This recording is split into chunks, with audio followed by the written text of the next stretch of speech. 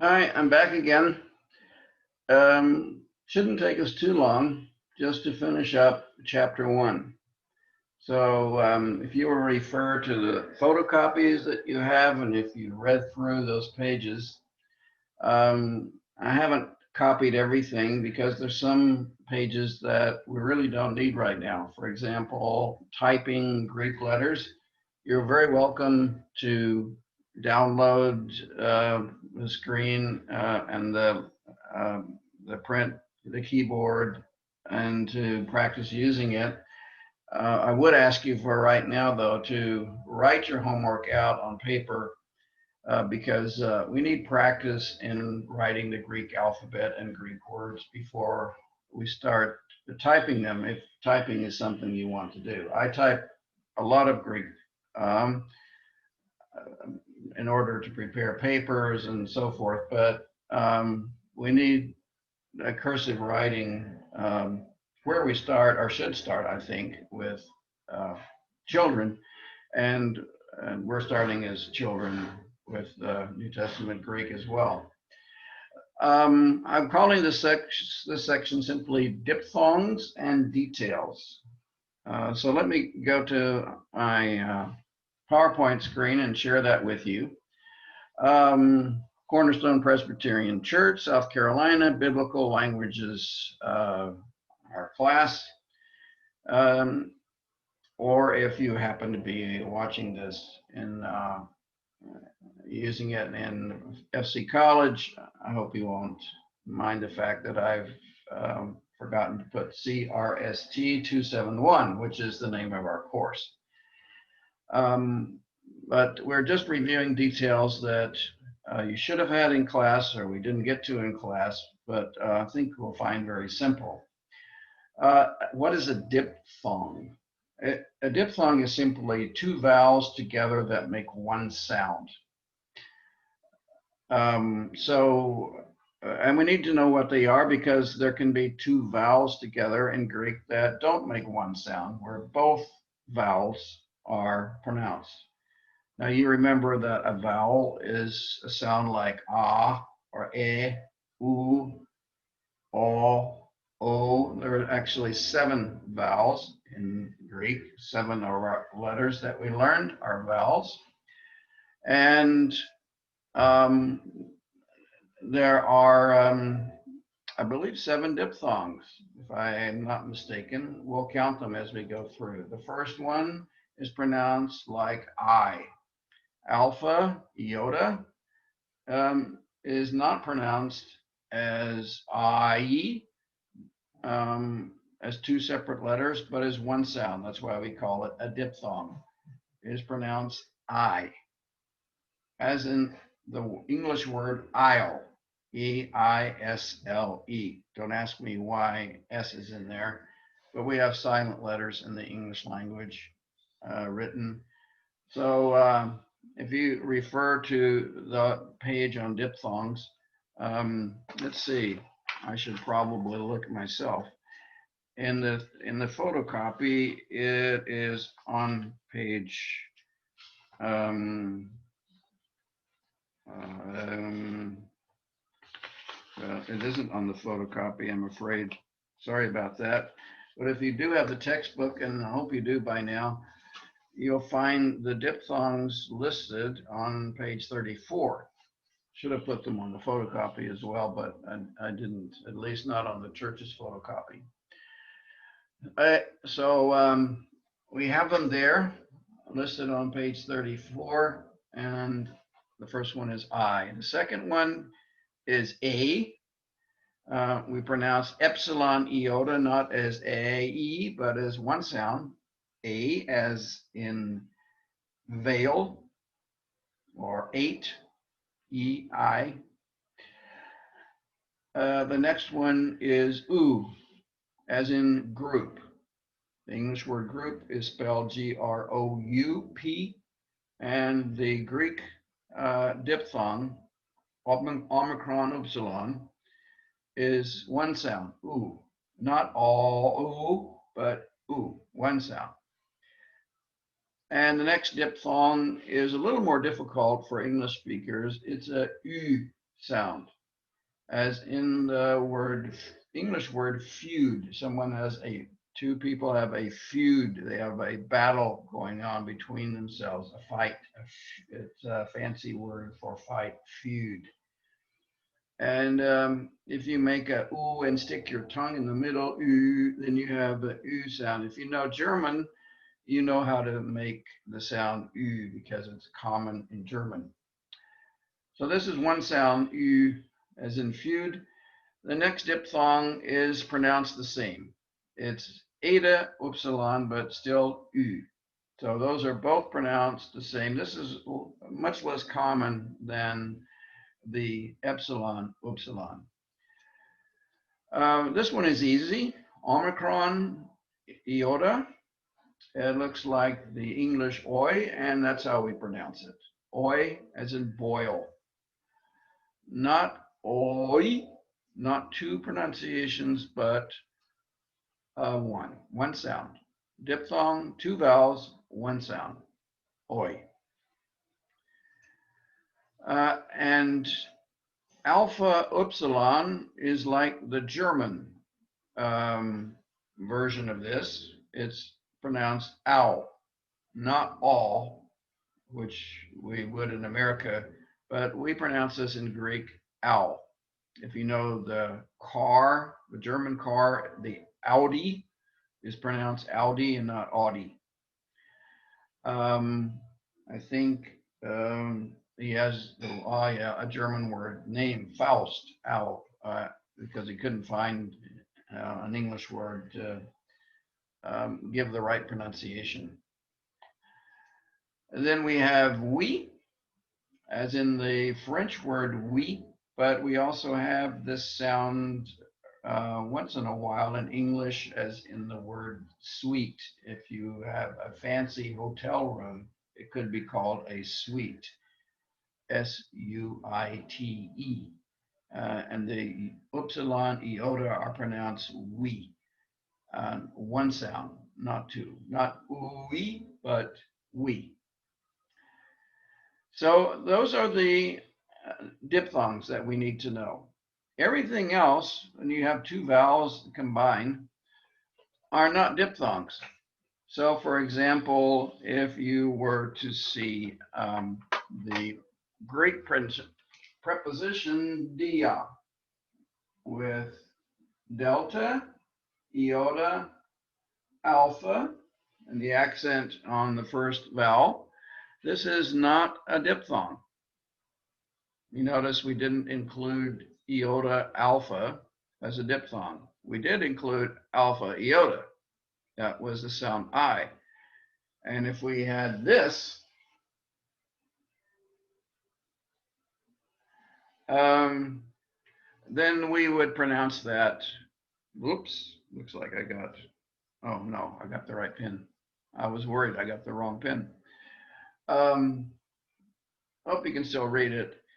It is this would be pronounced die because this is a Greek diphthong, I, alpha iota, but this is pronounced dia. Each vowel is pronounced because it's not a diphthong. And there are other vowels that come together, and that's the reason you need to know what the diphthongs are, so you know which ones they aren't, and which words are where both vowels are pronounced. We have a couple other things we need to know. There is iota subscript, and we will need to know this. The meaning of many words, especially nouns, depends on the endings of those words.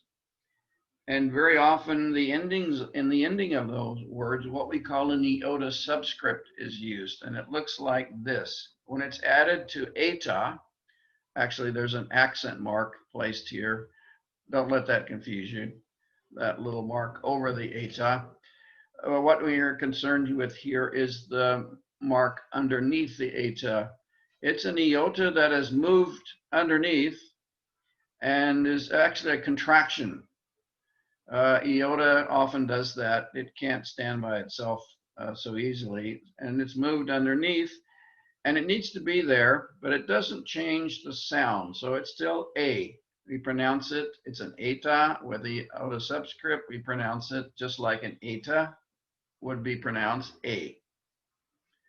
So even though the iota subscript is added, it still sounds A. If we add it to alpha, we still pronounce it A. But we have to remember, if it has an iota subscript, it's important. It changes the spelling, and it can change the meaning. It does change the meaning. And the other one, the third vowel that can have an iota subscript is omega, and it's placed underneath. So this is omega with an iota subscript, and the sound is just like an omega. It is O. So that is the iota subscript, and you can read about it in the textbook. I've got lines there that normally in class we would use for writing on the whiteboard, but we won't do that here. You'll need to read up on breathing marks, and you'll need to read the section on accents in the first chapter. They've disposed of these in modern Greek. You'll be pleased to know if you want to learn modern Greek, but in ancient Greek, in Koine Greek, they had not. And we need to learn them. They're very important. Every Greek word that begins with a vowel or a diphthong, two vowels that are diphthongs, that form a diphthong. Every Greek word that begins with a vowel must have a breathing mark. There are two kinds. There is a silent breathing mark, or what we call a soft breathing. It's actually silent. And there is a hard breathing mark. And the only way you can tell them apart is by the way they are written. So let me just show you. If I better take a different marker here. If I have an omicron, and this is actually an article, if it is written with a hard breathing mark over it, it's aspirated, we say. It is pronounced ha. This is our H sound. This is how we get an H sound in Greek. We put a hard breathing mark over the vowel, ha, not aw, ha. If we have a soft breathing mark, then the mark goes the other way. It goes towards, the curve is toward the left, or the circle, half circle is toward the left. So hard breathing to the right, soft breathing to the left. Ha and aw. It's important. If you don't get it right, you misspell the word. So for example, if I have the word hodos, notice hard breathing omicron, delta, omicron, sigma, ha-dos, way. I am the way, the truth, and the life. Ha-dos, this is hard breathing. And this is transliterated. If we put this into English letters, then we must write it this way. H-O-D-O-S,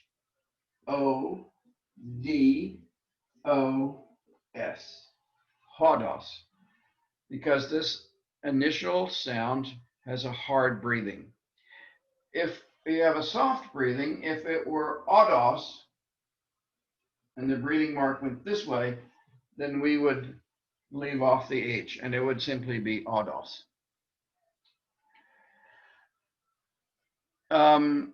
Remember, you have misspelled the word if you don't put a breathing mark over a word that begins with a vowel. Even if it is a soft breathing and is not pronounced, it must have a breathing mark. And I will mark them. First of all, I won't mark them wrong, but I will circle them if I see any of your papers. That way, later I will count them wrong if and you will lose points if you're an FC college student on a quiz if you didn't spell the word right, because you didn't get the hard breathing, for example, or you didn't get the soft breathing mark. And you can go on and read what is in the book. This is what I've just explained about breathing marks in section 1.3. Here are a few words, and I'll put the English transliteration beside it. So you have the preposition N, epsilon, nu, N. And the English transliteration, in other words, in English letters, notice nu. It's not a V, it's a letter nu, N. Diphthong, altos. Yeah, we get the word auto from it, or alto in the German language, the word for car. Altos, or altos, actually, is actually the word for he, or a personal pronoun. Can refer to an it, or can mean this in certain circumstances, but we pronounce it altos. Notice a diphthong, and notice that the smooth breathing must be there, but in the case of a diphthong, we have one sound. So it goes over the second letter, the second vowel, not the first one. So the smooth breathing, ow, no how, ow, smooth breathing over the second vowel. This word is not N, even though it looks like the first word. It's hen. Notice that the breathing mark is facing the other way. It's rough breathing. It also has an accent. And we pronounce it and spell it hen. It means one, by the way. Hutos. Notice the rough breathing over the diphthong. A different accent. There are 3 different accents. We'll see in just a moment. But we pronounce this hutos. On. Now, no, it doesn't mean what it means in English, on top of the table, but it's a Greek word, on. And we must have this soft breathing with it. Even though it's not pronounced, it's misspelled if it doesn't begin with a breathing mark. This is the verb heurisco. Notice the accent is over the iota, but the breathing mark is hard. So it's H sound. Remember the we sound, heurisco, means I find, but we'll have that in chapter 2. And we have the word on instead of on. Notice we had on, and now we have hard breathing, hon. And then we have the name Adam, or Adam in Greek, Adam, closer to the Hebrew pronunciation, by the way. But notice that we have an uppercase alpha in the case of a proper name, and the breathing mark comes in front of it. So, but it's still there. So instead of putting it over an uppercase letter, which would put it way too high, we put it in front. So smooth breathing equals no pronunciation. Hard breathing equals the sound H. So this is N, and this is pronounced hen. Hard breathing. Sorry. There we are. Smooth breathing, N. Rough breathing, hen. So those are the details that you need to know. There are also 3 different accents, and you can read about them in the first chapter. I will just say that we are not going to learn the rules for accents. They are complicated and they are just not worth learning. The only thing we will need to do is to pronounce them. We won't make any difference between the three. And you look in the book and you will see the names. One is called acute, one is called grave, and one is called circumflex. You don't need to remember that. You just need to know that there are three different accents, and you'll learn to write them if you want. We won't require them because we're not learning the rules. But if you see the accent over the first syllable, then, for example, hodos will be written. Here I am. Hodos will be written like that with a hard breathing and what we call an acute accent. And so the pronunciation will be hodos and not hodos. We'll get used to accents as we practice reading in the Greek New Testament. But for right now, those are the details that we need to know from chapter 1. I would suggest that you practice pronouncing the vocabulary at the end of chapter 1, the list of names there, particularly Jerusalem and Hierosolima, very different. But notice it's not a diphthong. Hierosolima, because it's a Semitic name.